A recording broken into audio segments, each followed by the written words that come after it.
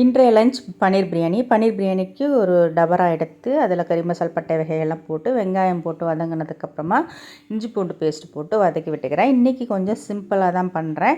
இன்றைக்கி காலையில் பிரேக்ஃபாஸ்ட்டுமே வந்து இந்த பிரியாணி தான். இன்றைக்கி சீரக சம்பா ரைஸில் தான் பண்ணுறேன். சீரக சம்பா ரைஸ் வந்து ஊற வச்சுட்டேன். இஞ்சி பூண்டு பச்சை வாசனை போனதுக்கப்புறமா தக்காளி, பச்சை மிளகாய், புதினா இது எல்லாமே போட்டு நல்லா வதக்கிக்கலாம். இது கூட கல்லுப்பும் போட்டு வதக்கிக்கோங்க.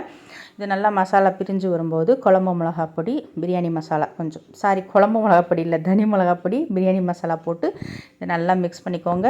அடுத்து இதில் தயிர் ஊற்றி இதையும் நல்லா மிக்ஸ் பண்ணி விட்டுட்டு, இன்றைக்கி வந்து இந்த பாறாங்கல் பன்னீர் தான் எடுத்திருக்கேன். இந்த பாறாங்கல் பன்னீர் வந்து பார்த்திங்கன்னா ஹோம்மேடு. ஆனால் இது செம்ம டேஸ்ட்டாக இருக்கும். ஒரு புளிப்பு கூட இருக்காது. ஆனால் இந்த மாதிரி பாறாங்கல்லாம் இருக்கும்போது தான் வந்து நம்மளால் பிரியாணிலாம் செய்ய முடியும். ஆனால் இது வந்து வேக வச்சதும் நல்லா சாஃப்டாகிடும். ஏன்னா இது ஃப்ரீசர்லேருந்து எடுத்ததுனால நல்லா பாறாங்கல் மாதிரி இருக்குது. இதை நல்லா வந்து மிக்ஸ் பண்ணி விட்டுக்கிறேன். இந்த மிக்ஸ் பண்ணி விட்டு நல்லா பிரியாணிலாம் ரெடி ஆனதுக்கப்புறமுமே கூட இந்த பன்னீர் வந்து உடையாது, குலையாது, நல்லாயிருக்கும். சாப்பிட்றதுக்கும் சாஃப்டாக இருக்கும்.